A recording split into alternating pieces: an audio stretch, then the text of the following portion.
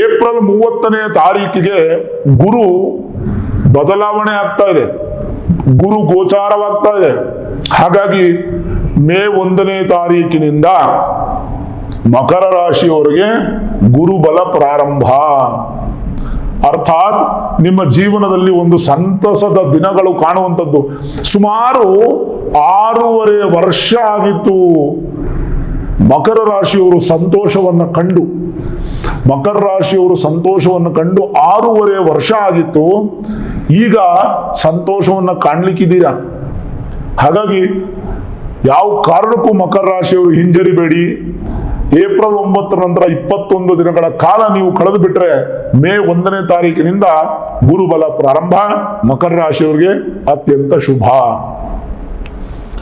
ಹೇಗಿದೆ ಹಾಗಾದ್ರೆ ನೋಡೋಣ. ಮಕರ ರಾಶಿಯವರಿಗೆ ವ್ಯಯಾಧಿಪತಿ, ನಷ್ಟವನ್ನ ಕೊಡುವಂತವನು ಗುರು. ಲಾಭವನ್ನ ನೀವು ಅಪೇಕ್ಷೆ ಪಡ್ತಾ ಇದ್ರು ಕೂಡ ನಷ್ಟಕ್ಕೆ ಅಧಿಪತಿ ಆಗಿರ್ತಕ್ಕಂಥವನು ಗುರು. ಆದ್ರೆ ಧನಕ ಗುರುವಿನ ದೃಷ್ಟಿ ನಿಮ್ಮ ಮೇಲೆ ಬಿಡೋದ್ರಿಂದ ಧನವೃದ್ಧಿ ಆಗುತ್ತೆ. ಧನಕಾರಕ ಜೊತೆಗೆ ಸಂತಾನಕಾರಕನೂ ಹೌದು ಗುರು. ಹಾಗಾಗಿ ಸಂತಾನಕ್ಕೂ ಧನಕ್ಕೂ ನಿಮಗೆ ಯಾವುದೇ ತೊಂದರೆ ಬರೋದಿಲ್ಲ. ಈ ಮೇ 1ನೇ ತಾರೀಕು 2024ರಿಂದ 1 ವರ್ಷ ಧನಕ್ಕೆ ಅಂದ್ರೆ ಹಣಕ್ಕೆ, ಐಶ್ವರ್ಯಕ್ಕೆ, ಸಂತಾನಕ್ಕೆ ನಿಮಗೆ ತೊಂದರೆ ಬರೋದಿಲ್ಲ. ವಿದೇಶಿ ಪ್ರಯಾಣಕ್ಕೆ ತುಂಬಾ ಅನುಕೂಲ ಆಗುತ್ತೆ. ವಿದೇಶಕ್ಕೆ ಹೋಗಿ ಬರುವಂತದ್ದು ಇದ್ರೆ ಖಂಡಿತವಾಗ್ಲೂ ನಿಮ್ಗೆ ಅನುಕೂಲ ಇದೆ, ಸಕ್ಸಸ್ ಇದೆ. ಅಯನ ಶಯನ ಭೋಗ ಚೆನ್ನಾಗಿದೆ. ಮತ್ತೆ ನಿಮಗೆ ಧೈರ್ಯಾಧಿಪತಿನೂ ಗುರುನೇ ಆಗ್ತಾನೆ. ಯಾಕಂದ್ರೆ ಧೈರ್ಯ ಸ್ಥಾನಾಧಿಪತಿ ಗುರು ಆಗ್ತಾನೆ, 3ನೇ ಮನೆ ಅಧಿಪತಿ. ಧೈರ್ಯ, ಸ್ಥೈರ್ಯ, ಶೌರ್ಯ, ವಿಜಯ, ಸಹೋದರರ ಸಹಾಯ ಹೆಂಗಿದೆ ನೋಡಿ, ಅದ್ಭುತವಾದಂತ ಫಲ. ಅದನ್ನ ಅಭಿವೃದ್ಧಿ ಪಡಿಸ್ಕೊಂಡು ನೀವು ಅದನ್ನ ಸುಖವನ್ನ ಪಡಿಬೇಕು. ಹಾಗಾದ್ರೆ ನೋಡೋಣ.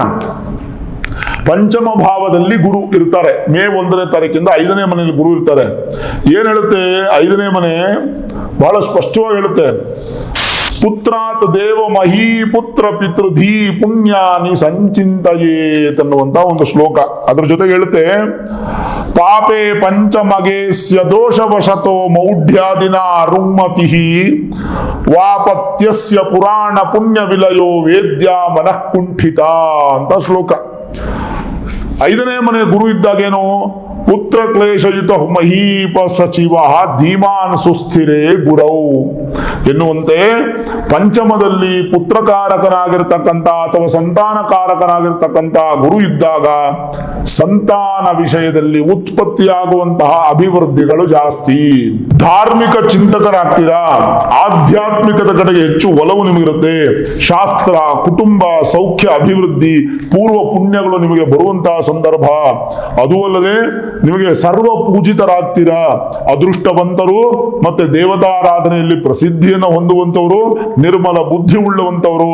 ಪಂಚಮ ಗುರು ನಿಮಗೆ ವಿಶೇಷ ಫಲ. ಪಂಚಮ ಎಷ್ಟು ವಿಶೇಷ ಫಲ ಅಂತಂದ್ರೆ ಮಂತ್ರೇಶ್ವರರು ಬಹಳ ಸ್ಪಷ್ಟವಾಗಿ ಹೇಳ್ತಾರೆ, 5ನೇ ಮನೆ ಬಲವಿದ್ರೆ ಜೀವನ ಬಲವಾಗಿರುತ್ತಂತೆ, ತಳಾದಿ ಬಲವಾಗಿರುತ್ತಂತೆ. ಹಾಗಾಗಿ ಗುರುಬಲ ಅನ್ನುವಂಥದ್ದು ಮಕರ ರಾಶಿಯವರಿಗೆ ಬರ್ತಾ ಇದೆ. ಯಾವ ಪೂಜೆ ಪುನಸ್ಕಾರಗಳು, ದಾನ, ಯಜ್ಞ, ಹೋಮ ಇತ್ಯಾದಿಗಳು ಏನು ಬೇಡ. ಮಕರ ರಾಶಿಯವರು ಧೈರ್ಯವಾಗಿ ಗುರುಬಲ ಬರ್ತಾ ಇದೆ, ಗುರುಬಲ ಕಾಯಿರಿ, ಖಂಡಿತವಾಗ್ಲೂ ನೀವು ಸಂತೋಷವಾಗಿರ್ತೀರ. ಅದಂತೂ ಸತ್ಯ. ಅಲ್ಲಿಗೆ ಗುರುವಿನ ಫಲವನ್ನ ನೋಡಿದ್ರಿ. ಇನ್ನು ಹಾಗಾದ್ರೆ ಶನಿ ಎಲ್ಲಿದ್ದಾರೆ? ಶನಿ 2ನೇ ಮನೆಯಲ್ಲಿದ್ದಾರೆ. ಶನಿಯ ಫಲವನ್ನ ನೋಡ್ಬೇಕಲ್ಲ. ಮಕರ ರಾಶಿಯವರಿಗೆ ಶನಿ 2ನೇ ಮನೆಯಲ್ಲಿದ್ದಾರೆ ಅಂದ್ರೆ ನಿಮ್ಗೆ ಧನ, ಕುಟುಂಬ, ವಾಕು, ವಿದ್ಯೆ, ಶರೀರ ಇದಕ್ಕೆಲ್ಲದಕ್ಕೂ ಅಧಿಪತಿ ಯಾರು? ಶನಿನೇ. ಮಕರ ರಾಶಿಗೆ ಅಧಿಪತಿ ಯಾರು? ಶನಿನೇ. ದ್ವಿತೀಯಾಧಿಪತಿ ಯಾರು? ಶನಿನೇ. ದ್ವಿತೀಯಾಧಿಪತಿ ದ್ವಿತೀಯ ಸ್ಥಾನದಲ್ಲಿದ್ದಾರೆ. ಅದನ್ನ ಮೊದಲು ನೋಡೋಣ, ಆ ಫಲವನ್ನು ನೋಡೋಣ. ದ್ವಿತೀಯಾಧಿಪತಿ ದ್ವಿತೀಯದಲ್ಲಿದ್ದರೆ ಧನವಾನ್ ಗರ್ವ ಸಂಯುತ ಎನ್ನುವಂತೆ ಶ್ರೀಮಂತರು, ಸ್ವಶಕ್ತಿಯಿಂದ ಹಣ ಸಂಪಾದನೆ ಮಾಡುವಂಥವರು, ಮತ್ತೆ ಭಾರ್ಯೆಯಿಂದ ನಿಮಗೆ ಅದೃಷ್ಟ ಅನ್ನುವಂಥದ್ದು, ಜೊತೆಗೆ ಕ್ರೂರವಾದ ದೋಷಗಳು ನಿವೃತ್ತಿಯಾಗಿ ದಾಂಪತ್ಯದ ಸುಮಧುರ ಸ್ವಭಾವವು ಕೊಡುವುದು. ಎಷ್ಟು ಚೆನ್ನಾಗಿದೆ ನೋಡಿ, ಬಹಳ ಉತ್ತಮವಾದ ಫಲವನ್ನ ಕೊಡುತ್ತೆ ದ್ವಿತೀಯಾಧಿಪತಿ ದ್ವಿತೀಯದಲ್ಲಿದ್ರೆ.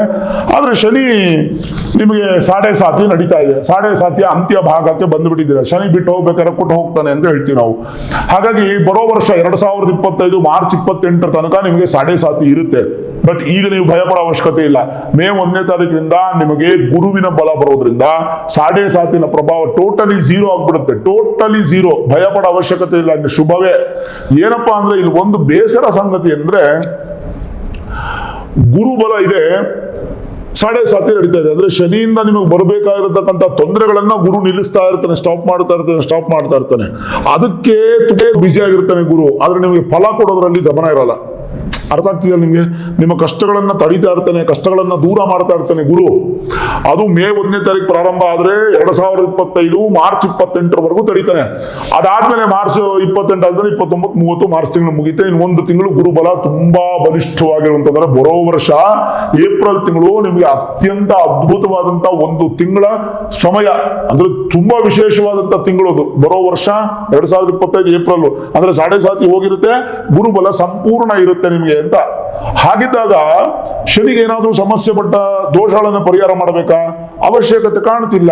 ಯಾಕಂದ್ರೆ ಶನಿ ಬಂದು ದ್ವಿತೀಯ ಭಾವದಲ್ಲಿದ್ದಾರೆ. ದ್ವಿತೀಯ ಭಾವದಲ್ಲಿರ್ತಕ್ಕಂಥ ಶನಿ, ದ್ವಿತೀಯದಲ್ಲಿ ಶನಿ ಇದ್ದರೆ ಕುಟುಂಬ ಸೌಖ್ಯವು ವೃದ್ಧಿ ಆಗುತ್ತೆ. ಮಾತಿನಿಂದ ಅಂದ್ರೆ ಶನಿ ಬಂದು ಶತ್ರು ಮನೆಯಲ್ಲಿದ್ರೇನೋ, ವಕ್ರಿಯಾಗಿದ್ರೆ ಅಥವಾ ಯಾವ್ದಾದ್ರು ನೀಚ ಸ್ಥಾನದಲ್ಲಿದ್ರೆ ಇದೆಲ್ಲ ನೆಗೆಟಿವ್ ಆಗುತ್ತೆ. ಬಟ್ ಶನಿ ಸ್ವಕ್ಷೇತ್ರದಲ್ಲಿರೋದ್ರಿಂದ ಕುಟುಂಬ ಸುಖ ಮತ್ತೆ ಮಾತಿನಿಂದ ಅಭಿವೃದ್ಧಿ ಮತ್ತೆ ವಿಶೇಷವಾದ ಫಲಗಳು ಇದರಲ್ಲಿ ಹೇಳುತ್ತೆ. ಶನಿಯು ಉಚ್ಚ ರಾಶಿ ಅಥವಾ ಸ್ವಕ್ಷೇತ್ರ ರಾಶಿಯಾದ ತುಲಾ ರಾಶಿ, ಮಕರ ರಾಶಿ, ಕುಂಭ ರಾಶಿಗಳಲ್ಲಿ ಇದ್ದರೆ ಧನ ಪ್ರಾಪ್ತಿ, ಆರ್ಥಿಕ ಭದ್ರತೆ, ಕಠಿಣವಾದ ದುಡಿಮೆ ಆದ್ರೂ ಕೂಡ ನಿಮಗೆ ಸಕ್ಸಸ್ಸು, ವಿಶೇಷವಾದಂತಹ ಫಲಾಭಿವೃದ್ಧಿ ಮತ್ತೆ ದ್ರವ್ಯಾಭಿವೃದ್ಧಿ, ಕುಟುಂಬದ ವರ್ಗದಿಂದ ಅನುಕೂಲಗಳು ಎಲ್ಲವೂ ಕಾರಣ ಆಗುತ್ತೆ.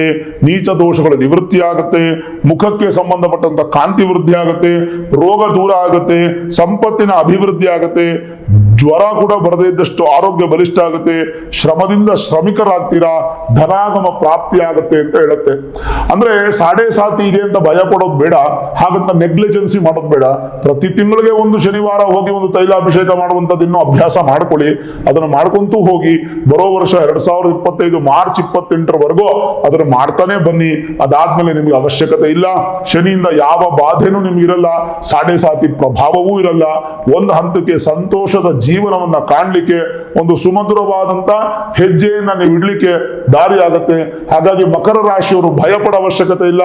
ಶನಿಯಿಂದನೂ ಒಳ್ಳೆಯದೇ, ಗುರುವಿಂದನೂ ಒಳ್ಳೆಯದೇ. ಯಾವ ಪೂಜೆ ಪುನಸ್ಕಾರಗಳು ಬೇಕಾಗಿಲ್ಲ. ಧೈರ್ಯವಾಗಿರಿ.